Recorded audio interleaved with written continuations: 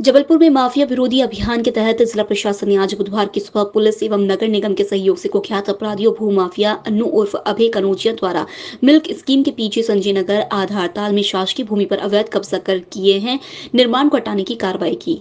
भूमाफिया के खिलाफ लगातार मुहिम जारी है। पुलिस अधीक्षक महोदय द्वारा इस आशय का प्रतिवेदन प्राप्त हुआ था कि अन्नू अभय कनौजिया जो कि आधारताल थाना क्षेत्र का कुख्यात अपराधी है, जिस पर 20 से अधिक अपराध विभिन्न धाराओं विभिन्न अधिनियमों के तहत दर्ज हैं, चाहे आर्म्स एक्ट हो, अवैध वसूली हो, लोगों को डराना धमकाना, हत्या का प्रयास, बलात्कार आदि के।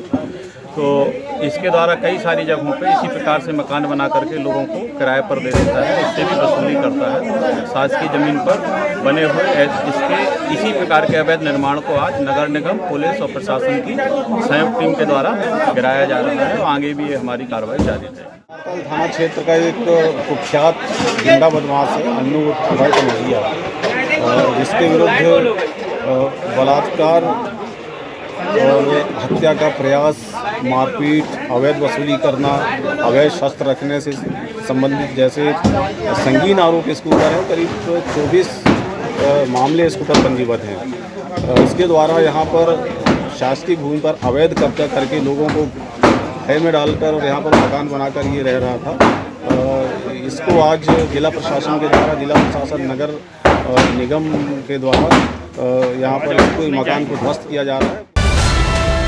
जबलपुर की कुंडम तहसील के अंतर्गत आने वाले बखराजी के प्रेम नगर में वर्षों से काबिज आदिवासी ग्रामीण परिवारों के घरोंदों में संकट के बादल छाए हुए हैं, जहां भूमाफियाओं के द्वारा उनके मकानों को तोड़कर उक्त भूमि में कब्जा किया जा रहा है। वहीं ऐसे भूमाफियाओं का साथ देते हुए वन विभाग के रेंजर के द्वारा भी ग्रामीणों को धमकियां दी जा रही है, जिसको लेकर ग्रामीण आदिवासियों ने कलेक्टर के समक्ष गुहार लगाते हुए न्याय की मांग की है। लगभग हम ग्राम बखराजी प्रेम नगर में कम से कम 25 वर्ष रह रहे हैं। इसके पहले भी हमें ये आश्वासन दिया गया था कि आप लोगों को पट्टा मिलेगा, लेकिन हमारी तरफ से जो है हमने पूरी कोशिश की। यहाँ पे जो है तहसीलदार महोदय ने, एसडीएम महोदय ने कैंप भी लगवाया बखराजी में, शिविर के द्वारा ऑनलाइन पट्टा का आवेदन भी करवाया। तो उसके बाद यहाँ पे जो है एक तरफ से वन विभाग कह रही है कि ये ज़मीन खाली करो, हम ये अतिक्रमण में हैं। अब सर ये बताइए कि इतने सारे जो गरीब लोग हैं, जो दलित लोग हैं, वो कहाँ जाएंगे? हम यहाँ कलेक्टर महोदय से पट्टे की मांग के लिए आए हैं और जो शासन की तरफ से हमें जो लाभ नहीं मिला है, वो लाभ के लिए भी हम आज कलेक्टर महोदय के यहाँ आए हैं। हम उसी बात को लेके कि कैंप लगाए, वहाँ पट्टा देने की बात कहे, वहाँ आवेदन दिलवाए, ऑनलाइन आवेदन करवाए और बोले आप सबको पट्टा मिलेगा।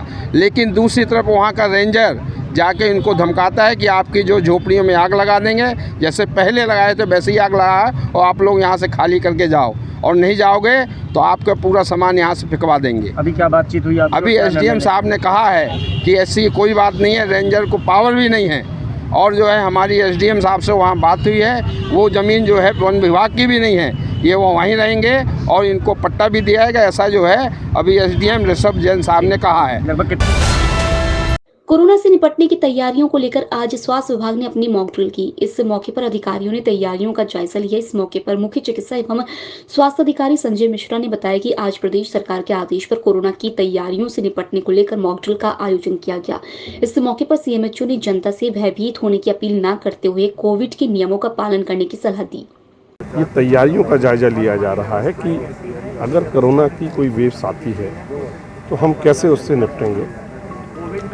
मुख्य रूप से ऑक्सीजन की आवश्यकता पड़ती है।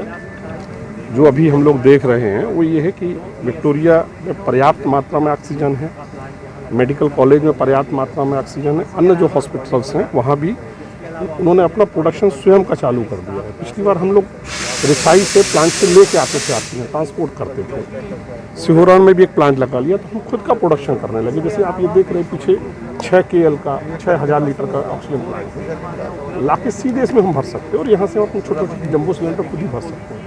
तो ये आज की स्थिति में ये उनके पास इतनी ऑक्सीजन है कि खुद तो उपयोग कर ही सकते हैं, अन्य हॉस्पिटल्स को हम दे सकते हैं ऑक्सीजन। शासन के निर्देशानुसार आज मॉक ड्रिल की जा रही है। कोविड की तैयारियों को देखते हुए हमारे यहाँ जो महत्वपूर्ण बिंदु हैं वो सबसे पहला ऑक्सीजन है कि उसकी उपलब्धता बनी रहे, ऑक्सीजन बेड पर्याप्त मात्रा में रहे, ऑक्सीजन सिलेंडर्स पर्याप्त मात्रा में रहें। स्टाफ हमारा वैसे भी ट्रेंड है क्योंकि 3 लहरों का सामना हम लोग पहले भी कर चुके हैं।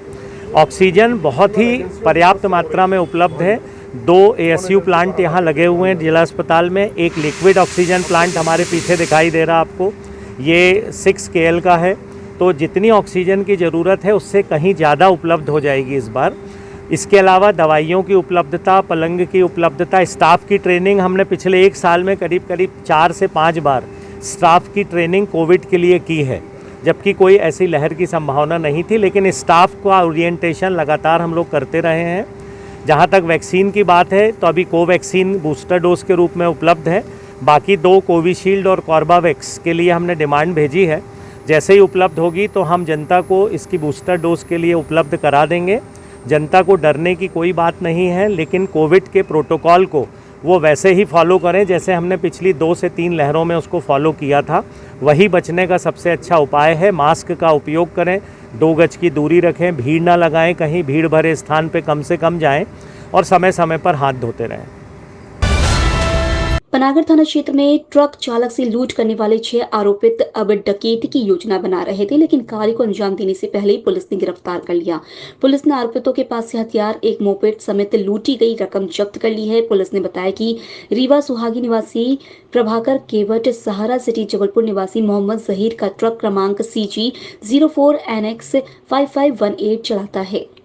6 व्यक्ति इन्होंने अपना नाम बताया, अपना पता भी बताया और इनके कब्जे से घातक धारदार हथियार, बका, रॉड, चाकू भी जब्त किए गए हैं। और सघन पूछताछ करने पर इन्होंने ये बताया कि परसों 25 तारीख की रात में जो एक परियट के पास में एक ट्रक से जो इन्होंने लूटपाट की थी, उस घटना को भी इन्होंने स्वीकार किया। और उस ट्रक से जो लूटपाट किया था उसमें जो 10,000 रुपये की लूट और एक मोबाइल, ब्लूटूथ इत्यादि जो उन्होंने लूटा था वो भी जब्त कराया, उनसे जब्त हुए हैं।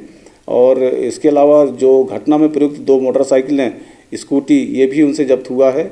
और ये जो रिलायंस पेट्रोल पंप की घटना के संबंध में थाना प्रभारी के द्वारा इन आरोपियों के विरुद्ध धारा 399, 402 भारतीय दंड विधान के तहत जो है इनके विरुद्ध कायमी की गई है और आगे वैधानिक कार्रवाई इनके विरुद्ध की जा रही है।